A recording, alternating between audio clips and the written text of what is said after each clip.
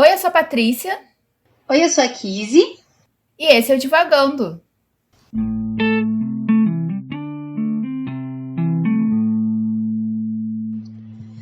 Olá, pessoal! Estamos de volta com mais um episódio do Divagando. E desta vez nós estamos aqui para conversar sobre um clássico da literatura que é Crime e Castigo, do Dostoiévski. E antes da gente começar propriamente a conversar, né, sobre o livro e o resumo, enfim, toda mais a nossa dinâmica, a gente gostaria de dizer, fazer um pequeno disclaimer aqui, que a gente está lendo esse livro porque a gente fechou a nossa pauta lá em início de janeiro, fevereiro. A gente não imaginava que a Rússia estaria em guerra com a Ucrânia nesta época, mas então a gente não quer com esse livro fazer nenhuma apologia ou reforçar nenhum discurso a favor da Rússia ou contra a Ucrânia ou contra a Rússia. Na verdade, a gente está lendo o livro porque era um dos livros da nossa lista. Vocês sabem que a gente tem uma lista de livros que a gente se propôs a ler, dos clássicos literários. Dentre eles, livros de muitos lugares do mundo. E calhou de, nessa temporada, a gente já ter reservado Crime e Castigo, do Dostoiévski, para abordar, né, nessa temporada e nesse mês. Vocês sabem que a gente publica, né, logo no início da temporada, logo no início, né, no final da antiga temporada, a gente publica os livros da próxima. A gente né, eu e Patrícia conversando, a gente gostaria de deixar muito claro que nós não somos a favor de nenhuma guerra. A gente não está aqui para dizer quem está certo e quem está errado, mas enquanto pessoas e humanitárias e pessoas que se preocupam, né, com o bem das pessoas, nós não somos a favor de nenhuma guerra dentro de nenhum continente, porque a gente sabe que quem sofre com essas guerras são as pessoas pobres, as mulheres pobres principalmente. Então hoje a gente está gravando esse episódio no Dia Internacional da Mulher. E aí, enfim, quem está acompanhando as notícias sabe, né, das coisas que a gente já teve que ouvir falar sobre essas últimas guerras. Então a gente não está aqui para dizer que a Rússia é legal e está fazendo as coisas certas nessa guerra. A gente não está aqui para falar sobre a guerra, e sim sobre ler o livro e ver o que Dostoiévski escreveu há, sei lá, 100, 200 anos atrás, não sei exatamente, não parei para fazer a conta. Mas é isso, então fique claro que a nossa pauta já estava decidida antes. O nosso objetivo aqui é falar sobre livros e sobre as ideias e os sentimentos que os livros e os seus autores nos trouxeram. Sim. Você quer completar alguma coisa, Patrícia? Não, é isso mesmo. A gente condena a guerra, a gente condena a invasão, mas a gente não tá aqui também para julgar um país e julgar um povo, julgar uma cultura pelas ações, né, de uma burocracia, de um governo. Por isso a gente também decidiu, né, manter a pauta do jeito que ela estava, mas fazendo esse aviso, né, no início de que a gente não está fazendo uma apologia à Rússia por isso. A gente sabe às vezes que a internet é um pouco complicada, críticas podem ser feitas, obviamente, né? As nossas redes sociais estão abertas para isso, para vocês conversarem, para vocês falarem. Mas a gente queria ser responsável e deixar claro, né, o nosso posicionamento em relação à situação, né, dessa guerra que infelizmente está acontecendo. Mas, entrando um pouco mais, né, no assunto, eu vou fazer um breve resumo, muito breve, porque a gente está bem no início do livro também. É um livro grande. Está fazendo um calor desgraçado neste Rio de Janeiro, da onde a gente fala, que não ajuda muito ninguém a nada. Mas eu vou falar um pouco, né, do que eu já li, pelo menos. E aí a gente vai emendar, né, nas nossas conversas de sempre, nas divagações de sempre. E qualquer coisa vocês podem, né, entrar nas redes sociais e comentar com a gente, né, o que vocês estão pensando, o que vocês acharam do episódio, do livro, enfim. Crime e Castigo é a história de um jovem estudante, né, que tá um pouco sem perspectiva, parece um pouco perdido da vida, não sabe o que tá fazendo, largou os estudos, tá numa situação financeira complicada. E o livro começa, né, mostrando essa situação que ele tá vivendo e como, né, essa situação vai criar a situação posterior, que inclusive dá nome ao livro, né? Porque o livro em si é sobre um crime e sobre a punição em relação a esse crime que vai ser realizado. Eu vou ser honesta, já de cara, vocês sabem que a gente é muito honesta, a gente é muito aberta em relação a isso, né? Eu tô muito no início do livro, o livro tem, sei lá, 400, 500 páginas, eu não li nem 100 ainda. Tem um pouco do calor, tem um pouco de desânimo, tem um pouco de, sei lá, foco também em outros projetos e tal, que estão me dificultando nessa situação de ler esse livro. Além disso, né, a partir do momento, né, que a gente se ligou em como o livro que a gente estava começando a ler se relacionava com a situação mundial, né, contemporânea, a gente se preocupou um pouco, a gente sentou para conversar sobre isso. E eu acho que isso também influenciou um pouco, né? Pelo menos a minha perspectiva, assim, de leitura mesmo, né? Então o que eu tô dizendo é, a leitura tá no início, eu estou tendo dificuldade, e é isso. E você, Kizzy? Eu gostaria de dizer que você me tirou o prazer de dizer como foi essa experiência de leitura, Patrícia? Mas eu vou te perdoar. Obrigada. Talvez a gente comece esse episódio com um pouco de mágoa no coração, mas eu vou escolher te perdoar. Ai, gente. Eu tô aqui pra jogo nesse Crime e Castigo. Que eu não cometo um crime lendo esse livro, mas enfim. Eu também estou bem no início, terminei o capítulo 3 um pouco antes da gravação desse episódio. Capítulo 3, né? 1, 2, 3, não 13. E olha, é tudo isso que você falou aí, calor, saco cheio da vida e muita coisa pra fazer, porque o mundo capitalista não deixa a gente parar. Mas você sabe que eu tô gostando, assim... É um pouco de enrolação demais, assim, esses 3 capítulos contam muita história que eu achei um pouco desnecessária. Mas eu sempre acho que essa galera, né, que aí sai do eixo Estados Unidos e Inglaterra, sempre escreve mais difícil, né? E sempre escreve difícil e umas coisas muito inacessíveis, assim, né? Então, obviamente que não são obras da mesma magnitude em questão de tamanho, né? Mas eu tive o mesmo preconceito com a Metamorfose, de ler achando que seria um livro dificílimo, até porque a Metamorfose eu achei que fosse de um tamanho de um Crime e Castigo, né? E aí eu adoro esse caso que eu, né, comprei o livro e achei que o livro estava errado, eu tinha certeza que era uma versão para criança, alguma coisa do tipo, porque o livro era minúsculo. Mas eu tive o mesmo preconceito, assim, com Crime e Castigo, achando que ia ser uma linguagem muito difícil e uma leitura muito rebuscada e tudo mais, assim. E eu não achei.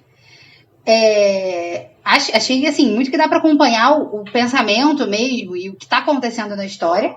Até quando contam histórias, né, de outras pessoas em outros lugares, dá para entender essa mudança, né, de quem está contando, por que está contando. Então, por incrível que pareça, e por mais difícil que esteja sendo ler, não é uma coisa que eu achei por conta do livro, né? Eu não achei o livro difícil de ler, né?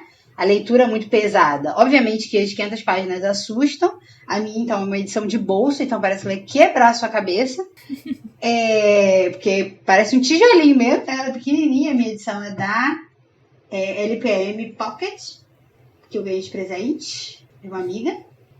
E é isso, assim, tipo, assusta, mas lendo, eu não tô achando tão difícil assim, né? Eu lembro que alguns anos atrás, há muitos anos, eu seguia uma uma moça no Instagram.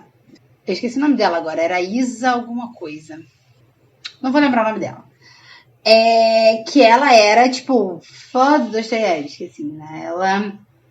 Acho que foi um dos primeiros contatos, assim, que eu vi de pessoas que realmente leram, né? O livro. E ela fazia vários... Como é que se fala? Vários desafios, né? De leitura e tal. Pra leitura do Dostoiévski. Eu acho que foi uma das primeiras pessoas, assim, que me fez ver que era possível ler. Acho que isso foi bem antes da gente começar o podcast.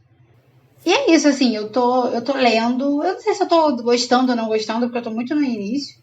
Mas eu tô achando a leitura mais fácil do que eu pensei que fosse. Pelo menos os 3 primeiros capítulos lidos até agora. Vale ressaltar esse ponto. Não, mas eu concordo, assim. A linguagem em si, ela não é complicada, assim, ela é bem fluida, tem um pouco isso, né? Tem uma contextualização, dentro da contextualização e tal. Mas não é um livro, assim... A linguagem não é rebuscada, né? E o que está sendo contado acaba sendo interessante. Eu parei... Eu tô... Assim, umas páginas atrás da Kizzy, né? E aí eu parei, porque o pessoal ele recebeu uma carta que tá contando uma coisa que aconteceu com a irmã, né, do protagonista. E é interessante. Eu parei porque, assim, a minha edição não é de bolso. Ela é da 34. Então, assim, são... Eu vou até olhar direito o número de páginas. São 561 páginas, né? E aí acaba sendo muito texto. Eu não sei também, assim, se... Porque eu comecei a ler no Kindle, páginas grandes começaram a me assustar. Eu percebi isso já na Casa dos Espíritos. Tipo, você tá lendo uma página do livro 16 por 19 e você fica... 16 por 19. 16 por 23. E aí parece muito texto, porque no Kindle é a telinha, né, pequenininha daquele tamanho. E se você aumentar a letra, fica menos texto ainda. Exato. Então eu não sei se tipo assim, como eu comecei a ler no Kindle, agora ler impresso ficou mais difícil. Ainda mais, assim, livros maiores, realmente. Ou se só é a minha falta de paciência mesmo. E é o meu desânimo. Mas é interessante. E eu sento pra ler, e diferente da Casa dos Espíritos, assim, que eu sentava pra ler e eu lia 2 páginas e já tava cansada de tanto detalhe. Nele eu consigo ler mais páginas, sabe? Eu pelo menos sinto a história no início indo mais rápido do que na Casa dos Espíritos, né? Apesar dos 2 livros, e eu tô fazendo essa comparação realmente assim, porque é uma coisa que eu pensei enquanto eu tava lendo. Os 2 livros, eles estão bem detalhados, eles têm muita história, né, dentro da narrativa em si, né, a história de outras pessoas, a história do que tá acontecendo. Então, eu só acho que até agora, pelo menos, o Crime e Castigo foi um pouco mais focado, né, o que tá acontecendo tem a ver diretamente com o que tá acontecendo com o personagem ali, né? Não é só, né, tipo, tô indo e voltando, que nem a Casa dos Espíritos era. Sim. Esse é uma diferença clara, assim, né? E principalmente porque é um livro com mais diálogos do que a Casa dos Espíritos, né? Eu acho que em 3 capítulos a gente teve mais diálogos do que na Casa dos Espíritos toda. Eu acho que o que faz a história ser mais leve, né? Porque até as grandes histórias, né? Até o momento, 2 grandes histórias foram contadas, né? Por outros personagens. Foi o do cara do bar e agora a mãe, né? Escrevendo a carta. Uhum. Você tem essa voz, né? Desse personagem, né? Você tem o cara lá, bêbado no bar, contando a história dele. E você tem a mãe contando. Então, são 2 pessoas diferentes que estão contando histórias diferentes, com motivos diferentes, né? Com maneiras de se falar diferentes, né? Com relações. Gente, como é que é o nome do homem? O próximo tópico que eu vou falar é sobre o nome das pessoas. Mas primeiro eu vou terminar de falar isso. Ih, cadê? Tô tentando achar a palavra aqui. Quando eu leio fica mais fácil. Raskolnikov. Não sabemos. A gente já tem um problema para falar o nome de personagem em nome de autor dos livros neste podcast. Com personagens russos... Por favor, não peçam isso. Eu estou tendo um pouco mais de dificuldade. Por que isso? É muita consoante, pouca vogal. E é isso que a gente tem pra hoje. Quando eu comecei a ler o livro... Gente, é isso. É uma palavra de... Quando eu comecei a ler o livro, o pensamento que me passou foi o seguinte. Eu não consigo lembrar nome de personagem de K-drama que eu estudei. Eu fiz 3 anos de curso de coreano e eu não consigo lembrar o nome dos personagens. Você acha que eu vou lembrar dos personagens desse livro que tá tudo em russo? Exatamente. Eu tava aqui contando. O nome do cara tem 12 letras e 4 vogais. É pra explodir a mente do brasileiro, gente. É pra explodir a mente da pessoa que toda sílaba precisa ter uma vogal pra ser constituída, gente. A pessoa tá cursando letras. Eu tô aprendendo isso na faculdade. Entendeu? Como é que eu leio esse nome, gente? É muito difícil. E não só isso, para não bastar, toda vez que eles se referem a alguém, eles falam nome e sobrenome, o que eu acho que é o nome e sobrenome, né? Uhum. E às vezes eles falam o apelido, que não é o nome, e aí, tipo assim, uma mesma pessoa tem 3 nomes, 4 nomes, porque ela tem um nome comprido lá com o sobrenome. Aí, às vezes, eles se referem só no nome comprido. Às vezes, eles pegam só... Tem uma Sônia, que foi a única que eu decorei, que era Sônia. Mas não é Sônia, que tem um nome comprido. Aí pegam, chamam às vezes só de Sônia. E, às vezes, fazem o Sônia como se fosse um apelido carinhoso, que é o que eu interpretei. Então, a mesma pessoa tem 5 nomes diferentes, com mais consoante do que vogal. E é isso. E aí você fica perdida na história. Talvez não perdida na história, porque você sabe de quem é que a pessoa tá falando, porque dá pra entender quem é quem. Mas é isso, gente. Você não consegue decorar o nome de ninguém. Eu ia colocar no Google pra saber como é que fala o nome desse homem. Antes de gravar o episódio, mas eu esqueci. E eu fiquei decorando enquanto eu lia. Eu ficava tentando, toda vez que aparecia o nome dele, eu ficava tentando falar. Porque eu sei qual é a pronúncia. Eu já ouvi pessoas falando essa pronúncia. Mas existe um som que tá na minha cabeça que eu não consigo expressar. É isso. É essa a dificuldade. Mas você falando que você não decora lá o personagem do K-drama, eu desde pequena li Agatha Christie, né? Uhum. Aí, a pessoa que só eu li, eu e minha irmã, a gente lia Agatha Christie, ninguém mais lia Agatha Christie perto da gente. Agatha Christie tem o seu detetive, Hercule, que eu lia Hércules, porque eu era criança, e o sobrenome, Poirot. Eu lia como se escrevia, Poirot. Porque é isso que a gente tem pra hoje. É isso que a gente tem. A gente lê o que a gente escreve.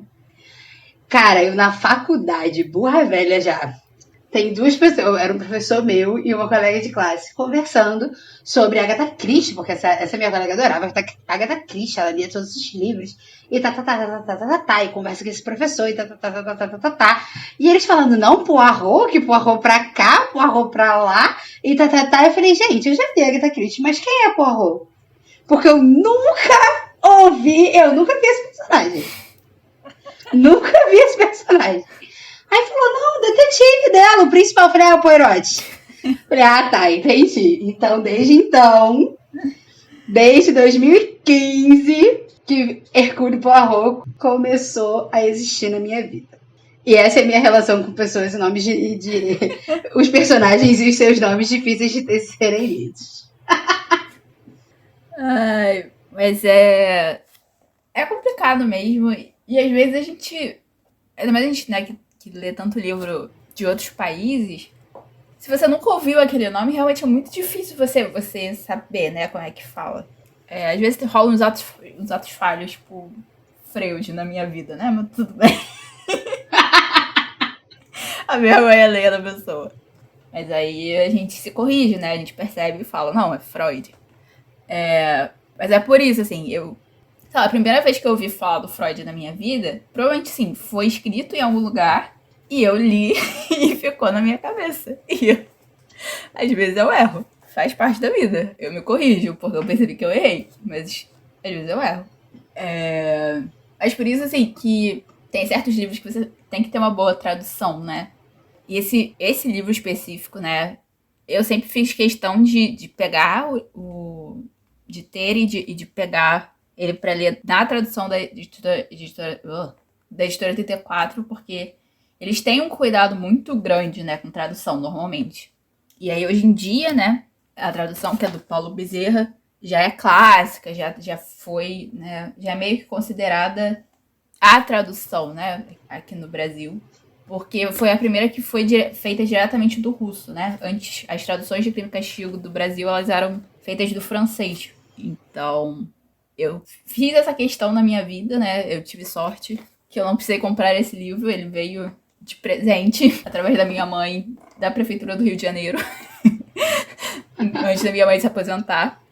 Mas é um livro que, assim, faz diferença, né? Você ter a tradução sendo feita direta.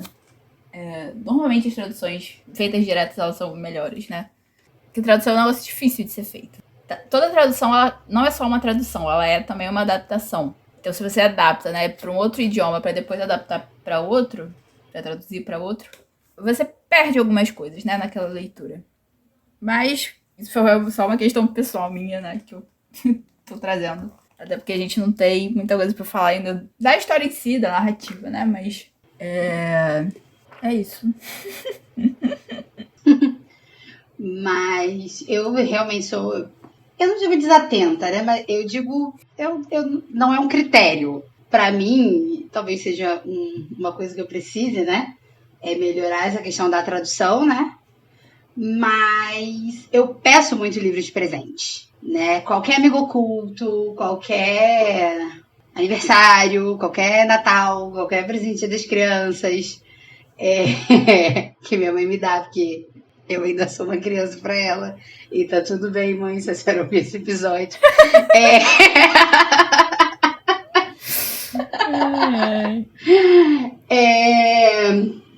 Então eu acabo não me atendo muito a essas coisas, até porque se eu quiser mesmo uma edição muito específica, né, de um tipo, de um jeito, de uma forma, né, com alguma tradução, com alguma capa, aí eu vou procurar por mim mesma, né, tipo, eu que vou comprar, ou no máximo, quando minha mãe me dá os livros, né, ela pede já o livro que a gente quer, é só mandar o link e compra e, né, não ter o trabalho de procurar.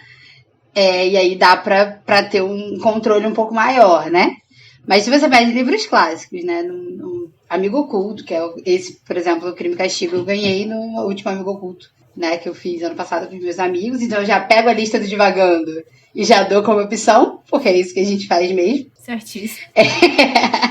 Então eu ganhei 2 livros dessa temporada, nesse último Amigo Oculto.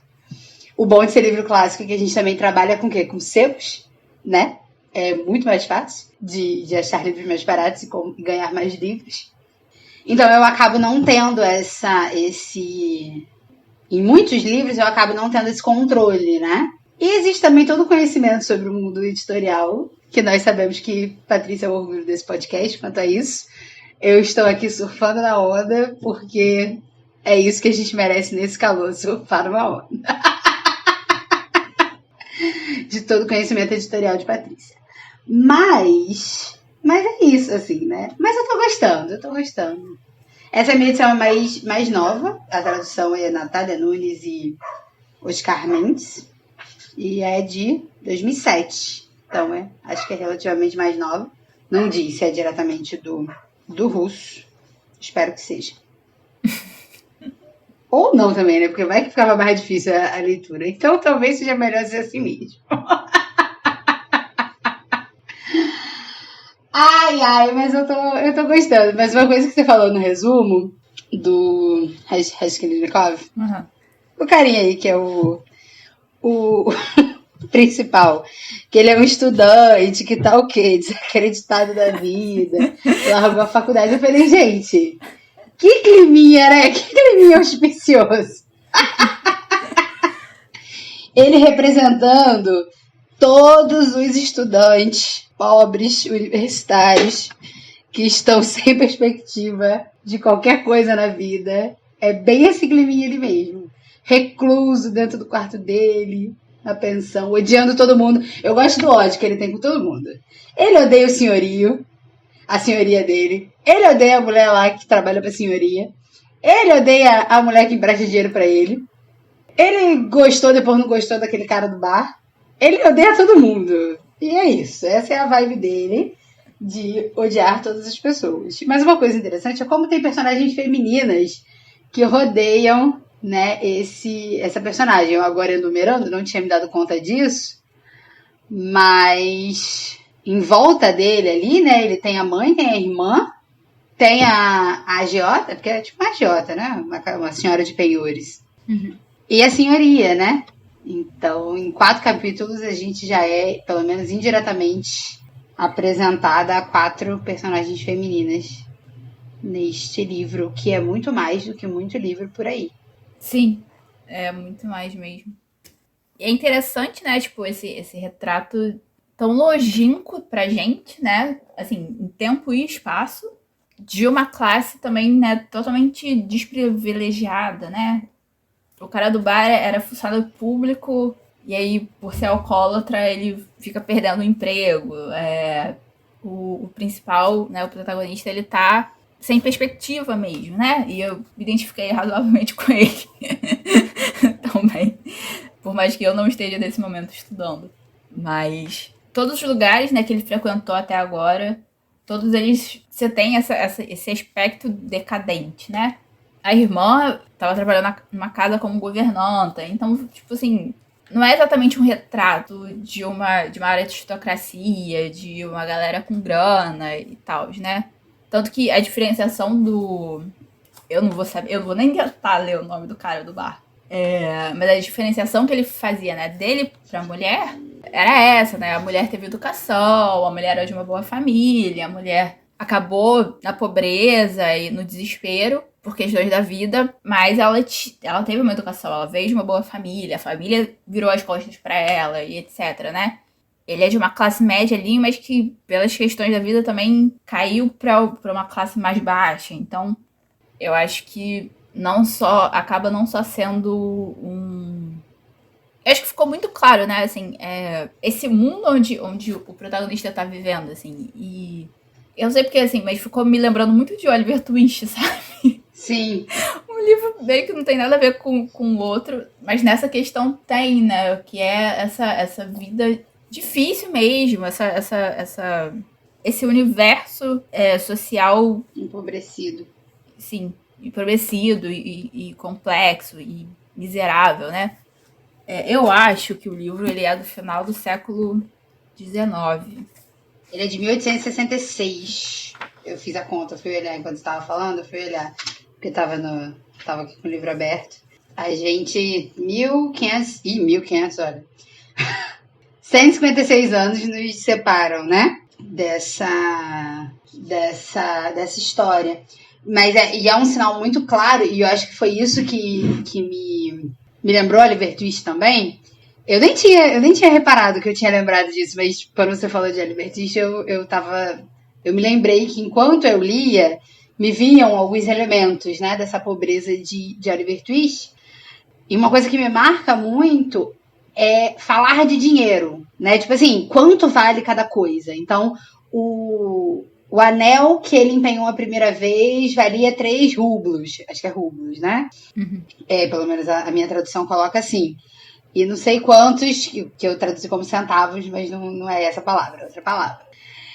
Aí o relógio que ele vai empenhar já não vale 3, vale 1 e chorando, né? Valeria 2, mas porque ele tá devendo, já cai o preço e vale 1 e os quebrados ali, né? Então se fala muito de dinheiro, né? Porque sua irmã pegou 100 tantos, 100 rublos, enfim, 100 dinheiros, que eu não lembro o nome agora, 100 dinheiros na casa onde ela foi trabalhar. Então se fala do dinheiro, né? E aí um pouquinho de spoiler para Patrícia, mas é porque eu tô só um pouquinho à frente nessa carta, né? Que a mãe dele manda para ele. ela vai falando sobre isso, né? Como ela pega o dinheiro para poder enviar para ele, porque ele está estudando, então ele precisa de dinheiro, né? Uhum. E como que a mãe está tentando ali apertar o orçamento, negociando com não sei quem, por causa de uma pensão, e tá ali o dinheiro e a falta do dinheiro, né? O pouco que se tem e a falta do que se precisa é um dos temas, assim, que está sempre em voga ali, né? E aí a gente percebe isso com 3 capítulos, né, de livro, que é esse universo empobrecido, né, onde a filha lá do cara bêbado não é marmelo, mas esse é radical da palavra, que tem uma curiosidade sobre ela no meu livro, na minha edição, que o português foi uma das últimas línguas a se manter marmelo como marmelo mesmo, né, referente ao que é. Mas enfim, ao doce. E é por isso que eu decorei o nome do cara, que é marmelo, só que difícil. E de como a família, né, desse cara marmelo do bar tem esse, né, ele fala da mulher que dançou pro governador, né, porque foi num colégio para ricos, para aristocratas, e ficou viúva, sofreu maus tratos, depois casou com ele, com filhos, ele ficou viúvo também e tinha uma filha, e como essa filha precisou se prostituir depois, né, porque o pai não tinha emprego, a madrasta não tinha emprego, e como ela precisou sair da casa dos pais, né, ela não poderia ficar ali na casa dos pais, porque atentaria, né, o pudor, né, daquele lugar. E uma coisa que eu achei muito interessante é que todo mundo, todos os personagens, né, tanto o cara do bar, todos não, mas tanto o cara do bar, quanto o Raskolnikov, o personagem principal, eles moram nesses casarões que são pensionatos, né? Eu imagino que são casarões, né? A parte do casarões é a minha atribuição. Eles moram em casas de pessoas, geralmente de senhoras, né? Então, eu acho que demonstra mais ainda o empobrecimento, né, da sociedade, né? Porque existem senhoras que precisam abrir as suas casas para pessoas pobres morarem e pagarem por essa moradia, porque elas precisam se sustentar, né? Com pensão completa. Então, elas cozinham, né, para esses pensionistas. E existem pessoas que alugam essas casas, né? E tudo mais. Tudo bem, ele é um universitário. Mas o cara do bar tem família completa, né? Tem profissão, é um adulto e mesmo assim moram dentro de uma casa de uma outra pessoa, né? Que aluga quartos ou espaços, né? Apartamentos, para que as pessoas vivam, né? Então é um sinal claro do empobrecimento, né? E de como essa falta desse dinheiro afeta, né? E eu acredito que pelas notas que eu li do livro, vai ser essa grande questão do dinheiro mesmo, né? Que vai resultar no crime e no seu posterior castigo. Mas do que você falou, né? Eu acho que uma coisa primeiro, isso é razoavelmente normal nos livros que a gente lê, né? Principalmente dessa época. Isso tinha em Oliver Twist, isso tinha na Casa dos Espíritos, isso tinha em Metamorfose, né? Gente, por questões financeiras, né? Precisando abrir as suas casas para pessoas alugarem, ou pessoas, né, famílias inteiras alugando quartos ou apartamentos, enfim, né, espaços para conseguir viver, né, por questões financeiras. Eu acho, né, eu não fiz estudos teóricos e acadêmicos sobre isso, mas para mim é muito o sinal, né, do crescimento das cidades, né, de como as pessoas elas foram se mudando para as cidades, né, nessas épocas, no século XVIII, XIX, no início do século XX. E como era que ainda eu tô aqui, a gente que tá sofrendo isso na vida, né, tá no século XXI.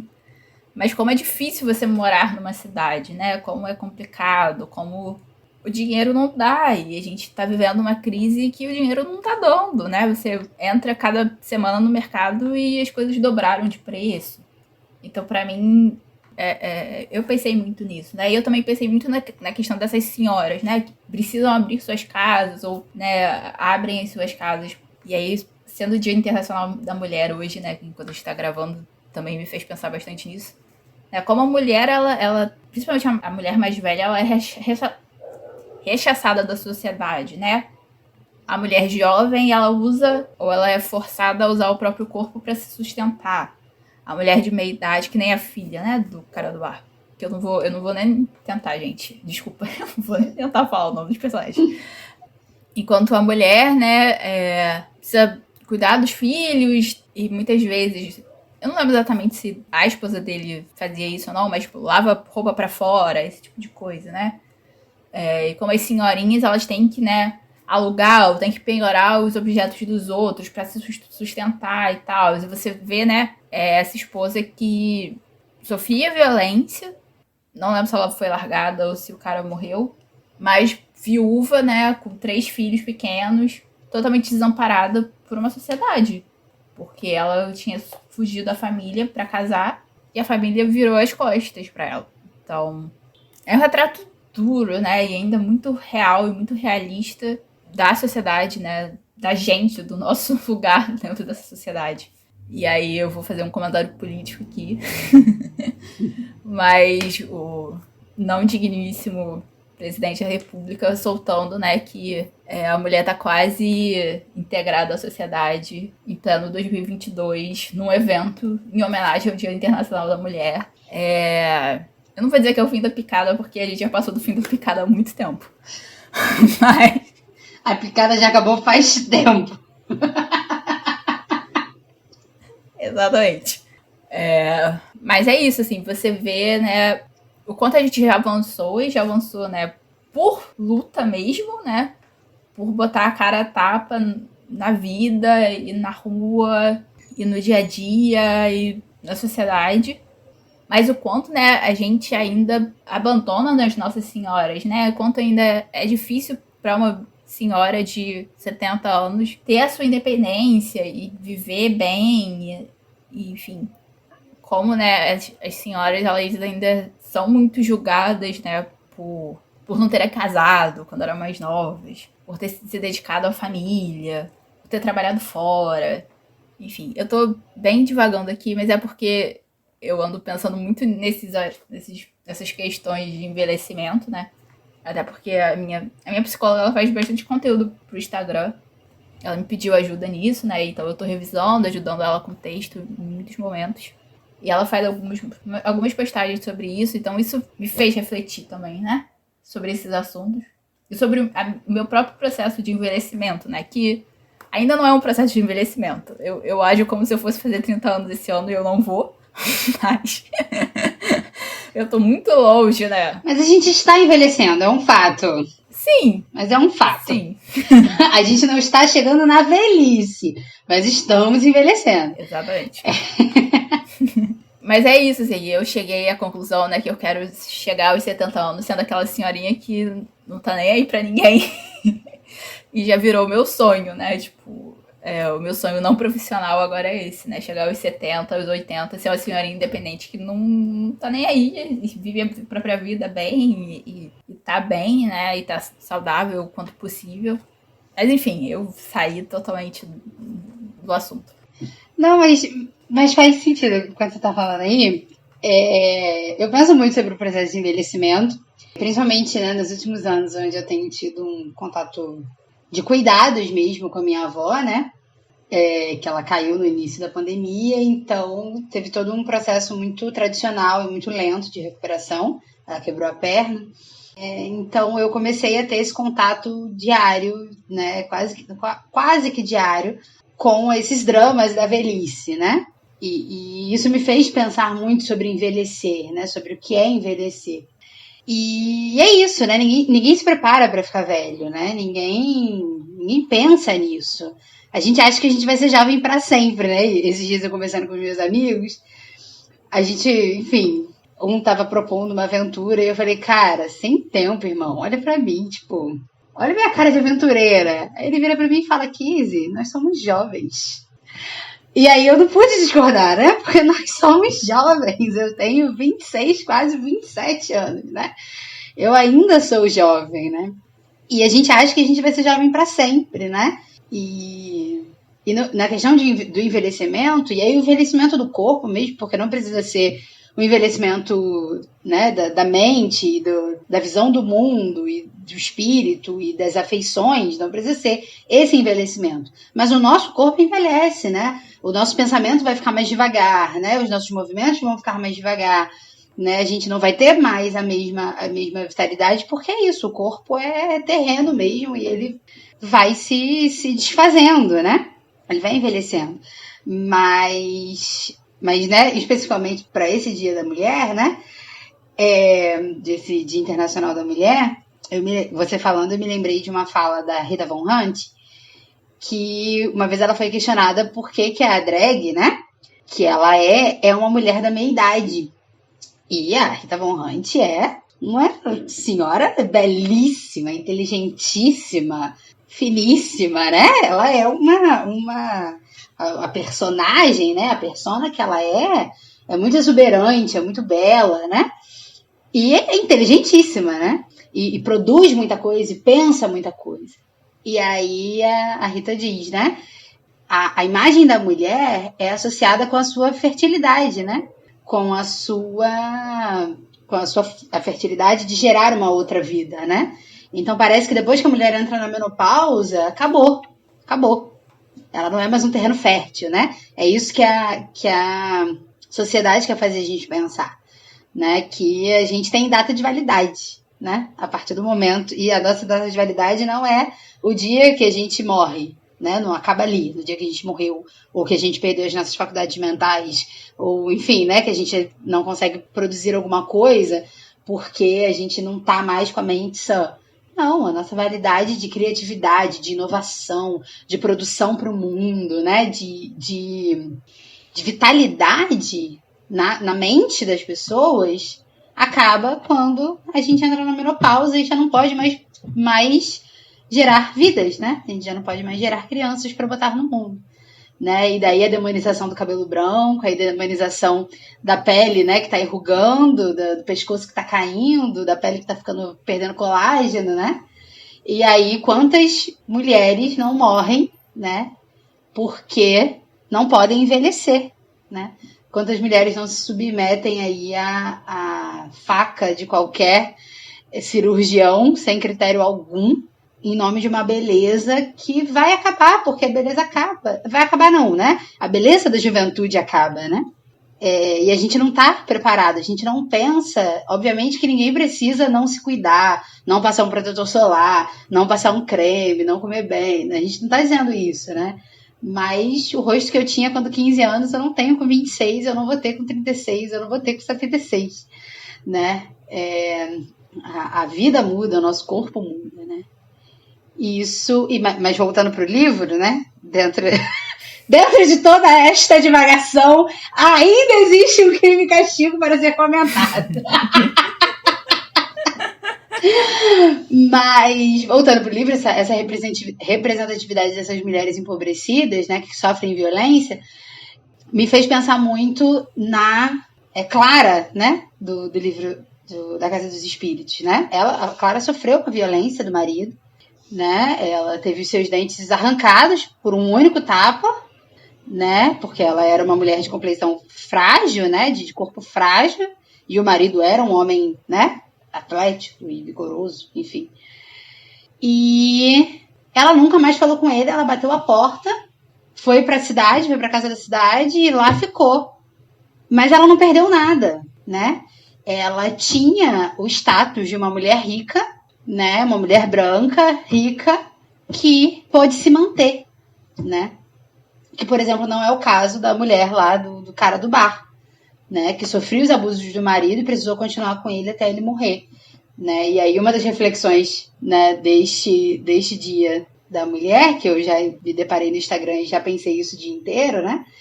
É como a gente tem se visto enquanto mulher, né? E enquanto a gente se diz... E por quais mulheres que a gente luta, né? Por quais liberdades de quais mulheres? Porque a gente luta pela liberdade das mulheres. Mas de que mulheres você está dizendo, né? E aí, se você pensa que a mãe da Clara era uma sufragista, né? Por quem? Por quais mulheres as sufragistas lutavam, né? Por qual classe social? Por qual cor da pele, né? E hoje é o que a gente precisa se perguntar, né?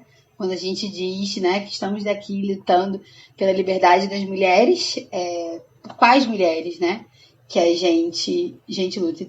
Tem uma frase, eu acho que é da Simone de Beauvoir, mas eu não tenho certeza, que é mais ou menos assim, que eu não vou parafrasear corretamente, que eu não serei livre enquanto todas as mulheres não forem, mesmo que as amarras delas sejam diferentes das minhas, né? Todas as mulheres têm amarras diferentes dentro da sociedade, né? Cada uma é menosprezada à sua maneira, dentro do seu círculo social, né, da sua classe econômica, da sua cor da pele, né, do seu status de nascimento, né, se ela nasceu como uma mulher ou se ela se tornou uma mulher durante a vida, né, que ainda as pessoas têm dificuldade de aceitar isso. E a gente está falando de mulheres cis, né, e de mulheres trans. Então, quais são as amarras dessas mulheres e o que a gente está fazendo para proteger essas mulheres, né? Para dizer para elas parabéns, né? Pelo seu dia, um dia de muita luta, e em que eu estou fortalecendo, né? A tua luta do teu lado e não do outro lado da trincheira, né? E não só macetando na sua vida e acabando com tudo. Mas eu não sabia que Crime e Castigo daria uma reflexão sobre o Dia da Mulher, mas é isso que a gente tem neste podcast imprevisível. E é isso, pessoal. Essas são as minhas considerações sobre Crime e Castigo e o Dia Internacional da Mulher. Uma interseção um tanto e quanto inusitada, eu acredito. Com certeza. Mas é por isso que o nome desse podcast é Divagando, porque a gente consegue juntar coisas que a gente não imaginava que conseguiria. Em que outro podcast você consegue este conteúdo? Em nenhum outro podcast. Ninguém vai falar sobre isso. Mas, né, esse foi o nosso episódio sobre Crime e Castigo, por incrível que pareça, né? Onde a gente começou falando, né, sobre as nossas dificuldades com a leitura, as nossas facilidades com a leitura, como a gente se surpreendeu, né, com a quantidade de personagens femininas e diversas, né, por mais que seja de um lugar específico do mundo. Tem mulheres jovens, mulheres de meia idade, mulheres de mais idade. E daí a gente, né, ingressou nas nossas reflexões e divagações sobre o Dia Internacional da Mulher, que para você que está ouvindo o podcast já passou, mas é quando a gente está gravando este episódio. E é isso, a gente teve esse episódio, a gente vai ter o próximo daqui a 15 dias, tomara que com o livro terminado. As 500 e tantas páginas lidas. Então a gente vai poder entrar um pouco mais, né, na narrativa, na temática principal do livro. Mas é isso. Então, esse o nosso episódio de hoje. É isso, pessoal. Neste episódio, vocês já sabem o que nós queremos neste final de episódio. É que vocês falem com a gente, digam pra gente quais foram as suas impressões aí sobre Crime e Castigo, se você já leu, já quis ler, ou se você nunca quis ler com medo de ser muito difícil e achar que não vai conseguir, ou seja lá qual for o seu motivo para nunca ter tido interesse, né, ou a disposição de ler. Conta pra gente, vocês sabem que vocês podem se comunicar com a gente através do Twitter e do Instagram, @divagandolivro. Nós estamos sempre por lá, mandem as suas mensagens, comentem. E a gente adora conversar e saber a opinião de vocês, saber o que vocês estão pensando. E para essa semana, não será apenas esse episódio que vocês terão para ouvir o que a gente tem a dizer ou falar um pouco com a gente apenas nas redes sociais. Para essa semana, nós temos um evento muito especial, que é o nosso segundo sprint de leitura, que vai acontecer no sábado, dia 12 agora, às 15 horas, né, às 3 horas da tarde, no Instagram, @divagandolivro. Então, já reserva aí na sua agenda que no sábado, 3 horas da tarde, você vai tirar um tempo para ler Crime e Castigo, pode ser, para ler qualquer outro livro que esteja aí parado na sua estante, que esse calor infernal que está aqui no Rio de Janeiro não está te deixando ler.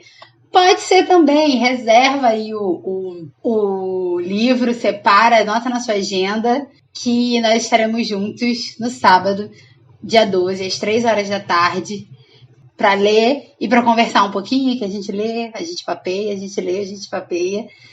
E vai ser muito legal, a gente conta com vocês. Convidem outras pessoas, né? Aquela pessoa que você sabe que tá com mais dificuldade de ler também, que tá conseguindo separar um tempo para ler. Chama ela para ler com a gente, indica um livro legal, indica um livro que a gente já tenha lido nesse podcast, já manda o episódio para ela ouvir. E é isso, pessoal. Então, a gente se encontra no sábado para o nosso sprint de leitura e depois, daqui a 15 dias, para continuação de Crime e Castigo. Um beijo, pessoal. Beijo. Até sábado, dia 12 de março, 3 horas, no Instagram, @divagandolivro. E até o próximo episódio. Beijo e até lá.